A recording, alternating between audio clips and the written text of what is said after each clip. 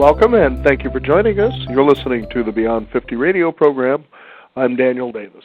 On the program today, we're going to be talking about something that might be able to help you feel a lot better about life. That is being able to release trauma and stress. On the program today, our guest has spent more than 22 years providing trauma relief workshops and designing recovery programs for international organizations around the world. He is also an international expert in the area of trauma intervention and conflict resolution, as well as the energetic and creative founder and CEO of Trauma Recovery Services. I'd like to welcome to the program today our guest, Mr. David Berselli. David, thank you for joining us here on the program today. Thanks a lot for the invitation to be here. I'm glad to be here. You bet. Now, you have authored a book, The Revolutionary Trauma Release Process. Tell us about what that is. Well, it's an understanding that people always go through tensions, anxieties, traumas in life, and this is absolutely natural to us. And it's the understanding that if it's natural for us to go through it, then it must be natural in some way or built into the body to actually be able to recover from these processes. And so I found a way that the body both reacts to in terms of defending itself from stresses, anxieties, and traumas, and then a way that it releases itself after that stress is over and brings itself back into a calm state. And so I developed a series of exercises that actually activated genetic encoding to restore the body back to calmness.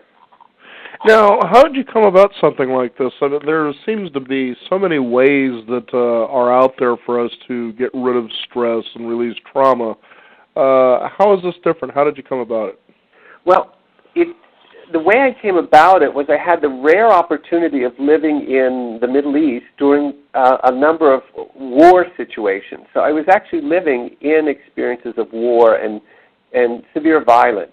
And so I began observing how do human beings react when they're living in circumstances like this. So it was almost like an extreme form of stress and anxiety, and it was, in a sense, revealing to me in a more clear way how does the human being respond to survive life or death threats. And so as I observed what was going on, I began to observe patterns in the body, patterns in the way people thought, and I realized these patterns were being developed as a defensive mechanism to protect the person during these life-threatening events. And then I began to ask myself, well, if our body and our brain know how to build defensive patterns to protect themselves, it must also be genetically encoded to know how to release those when it no longer needs them. And so I discovered this pattern and then reversed the pattern. Now, the way I reversed it was by observing two things.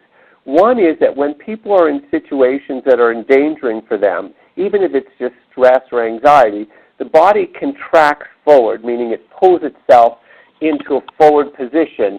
And the most extreme form of that pull would be the fetal position. So it would actually pull itself towards the fetal position. So if you heard a large sound outside your studio, as an example, your body would automatically duck forward without you doing it, without you consciously making that movement, without you even being trained to do it. Your body genetically knows, pull itself forward and tuck the head in when it's in danger. In the same way, it knows how to release that posture as well. The other thing that happened was that when I was living in Sudan years ago, as I was in a bomb shelter, people in the bomb shelter were tremoring, that type of shaking or shivering that you get when you're cold, but many people have that experience when they're in car accidents or they're fearful or something is anxiety-provoking for them. They already begin to shake and they say, oh my God, I'm so nervous, I'm shaking. Well, what I recognize is that shaking mechanism is also a natural mechanism in the body, and what it does is it takes tightly contracted muscle tissue and then tremors the muscle or shakes it back into a relaxed state. Oh. And so I put those two things together. The body posture of pulling oneself forward into the fetal position, or what's considered an anterior contraction, along with the tremor mechanism. And what I discovered is that the tremoring mechanism actually releases the contraction forward into the fetal position. So they actually work hand in hand with each other. So I actually developed a series of exercises just to get the body to tremor and then the person simply lays down on the floor, and they just lay there in tremor. They don't have to be conscious. They don't have to concentrate or meditate or anything. They lay there because the body itself will tremor the muscles back into a relaxed state and then release that contracted posture that's in the front of the body. Now, it's definitely possible through different segments that we've done over the program over the years that a lot of times you can actually mentally create trauma based on an experience that you might have been traumatized from. So it's, in essence, you're actually reliving it over and over again. Right. This is a process that, as my understanding is, that you can actually go into those layers and release it. Tell us about the importance of that. Yeah. Well, what happens is when you do these exercises, as an example, what it does is it already begins to activate the healing mechanism in the organism, as an example. It begins the restoration process. So it starts to relieve the stress, the anxiety, the tension in the body, and it moves itself back in the direction of health. You don't have to relive the trauma or recall it or anything like that because it's literally just the organism itself, meaning the body, bringing itself back to a relaxed state. And the more it brings itself into a relaxed state, the less anxiety-provoking the trauma or the past memory of the stressful event becomes. And so you're actually reducing the anxiety as you relieve the stress. It's similar to going to a massage therapist and you don't talk to them, but you tell them, I'm really stressed, I have lots of anxiety. They give you a good massage. You may even fall asleep on the table, and when you get up, you say, wow, I don't even remember what I was stressed about. I feel really relaxed. And so they didn't do therapy or counseling with you. They didn't need to. They needed to relax the organism, and the organism relaxed the anxiety produced in the brain. And that's how this works. I don't go in to ask about the trauma, like when I work with soldiers who don't want to talk about their trauma. I say, okay, we're just going to do exercises and relax your body. If we relax the body, accessing the story has less anxiety in it. There's less of a charge in the story. And now they can simply tell the story as an event that happened to them in the past rather than something that's reactivating the trauma. I think that's quite amazing when you go through a traumatic experience, how you can get that jolt, just like what you're talking about, when it comes to reliving it or thinking it. And you think, God, is there just a way out of this where I can feel a sense of calm in my life? And obviously this has been working for a lot of people. Does it work pretty much for everybody? Well, it works for the human race because this mechanism of tremoring in the body is, in fact, the very mechanism that the body uses to bring itself back to a calm state.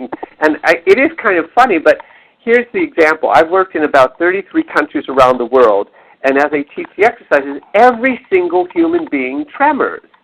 And so it tells me that it's genetically encoded in the human person to do this. And if it's genetically encoded, it means the body must be using it for a reason. And the consistent results of people using the exercises was a great night's sleep, tremendous calmness, greater focus, less anxiety, all those things that would be indicators that the tremor mechanism is producing a more healthy state in the organism, thereby releasing it from its anxious state. Interesting. Now, you have stories throughout your book, and some of them were quite profound, and there was one that had to do with a girl who had actually had her mother murdered. Tell us about that and her experience when it came to questioning God and her spiritual self in that situation. Yeah. Well, what I discovered is that when people have these terribly traumatic events and they go into the process of healing, they have a lot of difficulty resolving or rebuilding what I call a belief system, an ability to figure out a way to make sense of the experience they went through in life. But somehow it seems to be absolutely common and necessary for human beings to reestablish a new understanding of life after the traumatic event. And you hear this all over the world. We hear this on the TV all the time. Ever since that trauma, my life has been thrown into turmoil. I don't know what to do. I don't know how to deal with it. I don't know how to process this. And so what I've discovered is that if people don't rebuild an understanding of how this fits in their life, they actually live with tremendous confusion and chaos in their mind. It can often lead to depression or suicidal ideas and that type of thing. And so they have to rebuild a way that they can accept what has happened to them, not only accept that it's a reality in their life, this happened to this woman, it was a reality, but how do I then take up that reality in a way that brings me into a deeper understanding about humanity and my own life, as an example. And so this woman, as well as many of the people that I work with, are challenged to rebuild a belief system that allows them to restore a sense of sanity to themselves so they can move on with life after that. But that belief system can only be restored if you reduce the high charge of anxiety around the traumatic event itself. Because if you stay in the state of anxiety, you just stay spinning in this ego consciousness that produces a sense of revenge or hatred or anger or disillusionment, and that's all sort of an ego unresolved issue for the person. So you have to get them out of that ego spinning that they get stuck in, and by bringing people into the body, you actually literally take them out of the ego or out of their brain, if you will. Mm-hmm. Now, tell me, David, as you've introduced this technique out there, have you had any sort of resistance in the established medical community or even in psychology, psychiatry, in those areas there? Well, it depends. In some ways, because it makes such common sense, there is not a resistance to it. But in other ways, there's a tremendous resistance. First of all, it hasn't been researched enough, meaning there hasn't been the type of research that the medical community requires to prove its effectiveness. Okay, I work in natural disaster zones. I work in war zones. I'm usually outside of the country working, so I haven't had the opportunity to do the research that's required for the established medical establishment. However, when I've worked with neurologists, psychologists, physical therapists, etc., they're amazed by it. So I have many people, many professional people in the medical community who embrace it wholeheartedly from their personal experience and know how well it works, and they even use it with their clients. And they're strong supporters of it. But if I were to go to the institution as an example, what they basically say right from the beginning is if you don't have data to show us, then for us it's ineffective and doesn't work. I understand that reasoning for the medical model, but I don't agree with the conclusion. Just because I don't have data doesn't mean it doesn't work. It means that I don't have data to show that it works, that's all. And so that would be the only resistance. And I understand that because I'm a researcher at heart myself. Just that because I've been out in the field so long and I've worked with over about 1.5 million people now, I've seen the consistent results. Mm-hmm. And so that, for me, is the research that I've done personally.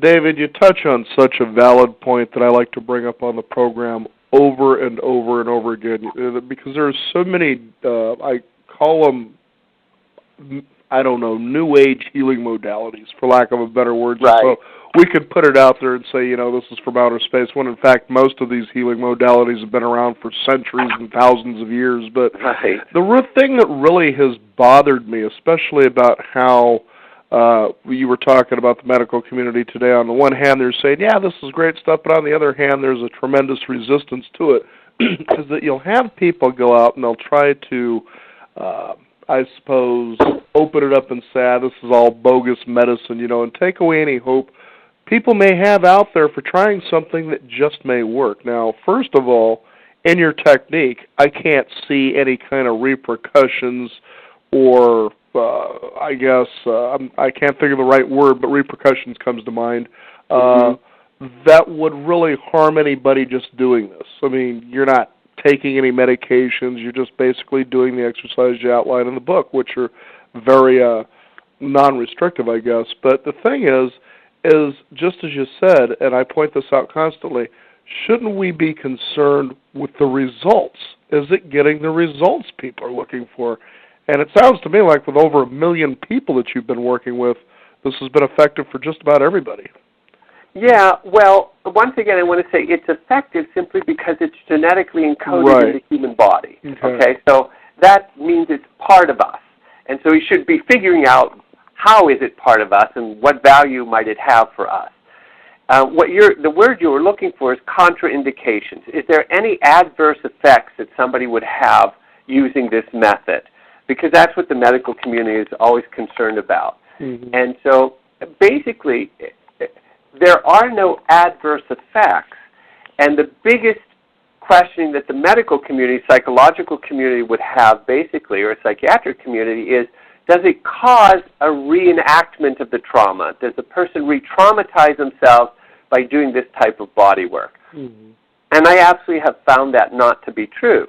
That's not to say that people don't access their trauma as much as they would in counseling or in, psychiatric counseling or psychological counseling. They do access it the same way they would in a yoga class or even on a massage table. This may happen. But I have found a way to help the person self-regulate this. So if you can teach the person how to self-regulate the speed of their recovery process, they do not re-traumatize themselves. But anybody can re-traumatize themselves if they go too quickly in their recovery process, simply because recovery takes a respectful speed. Like if my mother's killed tomorrow by some, murder or something like that, I don't want to sit down the next day and go into therapy and start hashing out this story that's so emotionally overwhelming for me. I may need to sit for a week or 2 weeks just to reflect on what is this and what does it mean to my life, et cetera, and then maybe talk about it. So any type of movement too quickly into recovery in any modality can be disadvantageous to the individual. Mm-hmm. And so this is no different in any form at all from all other modalities on the planet. Take it at your speed, and it works very effectively. Yeah, especially in a day and age where we want bigger, stronger, faster, and quicker. I spend most of my time slowing people down. Yeah. Because the technique works so quickly and so effectively that they say, well, I've had 30 years of this. I want to get rid of it next weekend. And I say, wait, slow down. You'll be fine. The technique is going to heal you, so take it at a nice, gentle pace. Because people who move too quickly, it's always ego driving them. And I'm saying, wait, ego is what's injured in the trauma. Don't try to follow that to the recovery process, because it'll never get you there. I know you were talking about in your book, The Revolutionary Trauma Release Process, that a lot of us tend to think that the trauma that we experience after the fact is all in our head, but even Bruce Lipton has shown in his book, The Biology of Belief, that no, you've stored a memory of an event, as you talk about a memory within your muscles, and that's where you access this trauma release process. That's quite interesting. Well, that was the whole point of it. When I was living overseas, I had a mother say to me one time, if you have come here, I think it was Sudan or Ethiopia, I forget, if you came here to tell us how we are traumatized, please do not come here. We already know that. But if you've come here to teach us a technique or a way out of it that we can do by ourselves, then you're welcome to stay here. It was a beautiful challenge for me, because what she was saying is, you've got to show us how we can heal ourselves, because we can't rely on you therapists. We can't rely on you being here. We have to do our work ourselves, because you're not going to be around. Mm-hmm. Body work was the one thing that everybody could do, because they didn't have psychology, and psychology isn't cross-cultural, actually. Certainly Western psychology isn't. And so everyone had a body, and everybody had a body that was traumatized. So the easiest application for them was to start with the body and let the body, the release of the trauma from the body, begin to tell the story. Because there is no such thing as separation of brain and body. That just does not exist. Mm-hmm. In science and in our history of medical health care, we separated the two to study them. So we studied the brain, we studied the body, we studied the nervous system, the endocrine system. But they do not exist independently of each other. There's no such thing as a trauma that only affects the brain or the way we think, or a trauma that only affects the body. Mm-hmm. Any trauma, psycho-emotional or physical, affects both brain and body. Now we can use that to our advantage. If that's the case, I can start from the body to begin the healing process, or I can go to a therapist and start from counseling to do the healing process. But either way, it's going to have to affect the other half. So if I start with counseling, eventually my diaphragm's going to have to release. I'm going to have to cry or get angry or feel myself breathe deeper and relax into myself. If I start with the body, eventually I should see that it somehow relaxes the anxiety in my mind. But we should see the movement in both those dimensions. In Asian language, they don't even have this separation of mind and body like we have. We have to use a new word like brain-body or body-brain because we don't have a word that reflects both of them working together. Mm-hmm. Now, David, what about people who may have physical limitations, handicaps? Well, actually, I try to find a way, whatever the physical limitation is, because I work with a lot of elderly people. I work with people with fibromyalgia or people who are missing limbs, as an example. But I discovered that the body still will tremor. It's a matter of stressing and stretching the muscle groups. And when you do that, a mild tremor reaction begins to occur.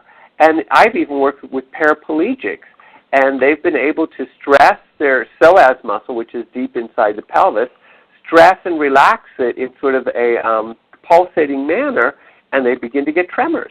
I even had one woman from Finland tell me that these tremors, which she evokes through these exercises, and she has no legs, and I have an interview of her on video, she said it's the only thing that got rid of her phantom limb pain. Wow. And I was astonished by that. It was like I was dumbfounded, and she looked at me like I was the idiot, and she said, well, if I can have phantom limb pain, I can obviously have phantom limb relief, which made common sense to her, but I'd never heard it before. But she actually did the exercises in front of me and actually spoke through the process about how she was feeling the relief from her phantom limb pain. Fascinating stuff. I know that I've heard stories about people who come back from war, for instance, who are missing limbs that say they still feel as though the limb is there, so I wouldn't see how that would be far beyond the scope there. Well, no, it seems actually quite natural. I mean, we've accepted phantom limb pain in our society. We know that that's real, actually. Mm-hmm. But we never talked about phantom limb relief. And so she was the first one who ever used that phrase to me, and it made complete sense to me.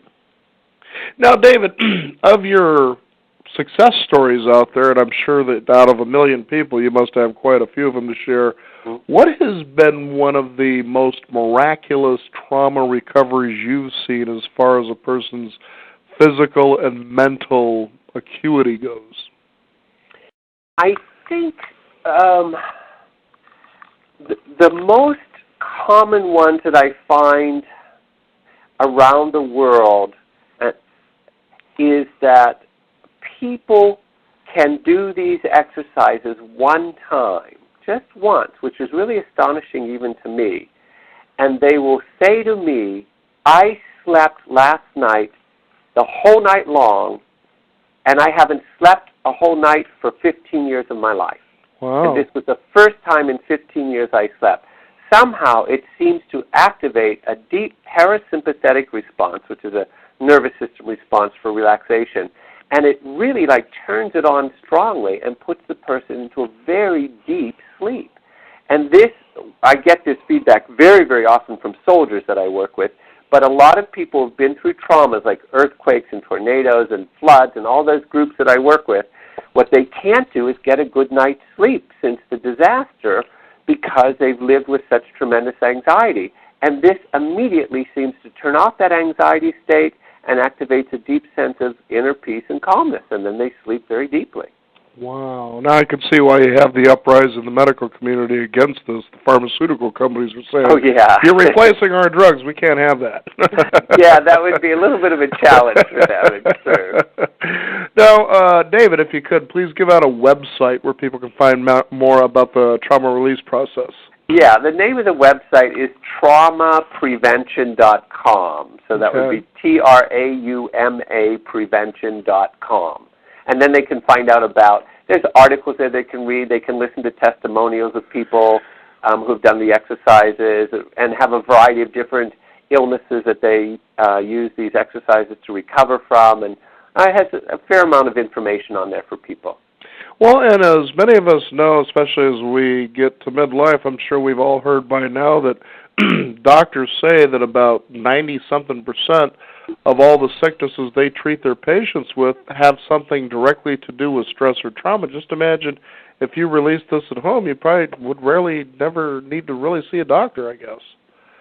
Well, actually, that's an interesting part of this whole process. The stress and trauma, the longer they remain in the body, the more disturbed the neurochemical balance becomes in the body, and so can produce secondary illnesses. So people will have gastrointestinal problems, or all types of anxiety-related illnesses in the body. And what I discovered is if you take away the anxiety and the stress, the secondary illnesses disappear. So people say, TLE healed this in me, or it healed that. I don't believe it's healing it. It's taking away the root cause of it, which was the stress and the anxiety and the disruption of the neurobiological balance of the body. Once the body restores a natural neurobiological balance, all the secondary illnesses just simply resolve themselves.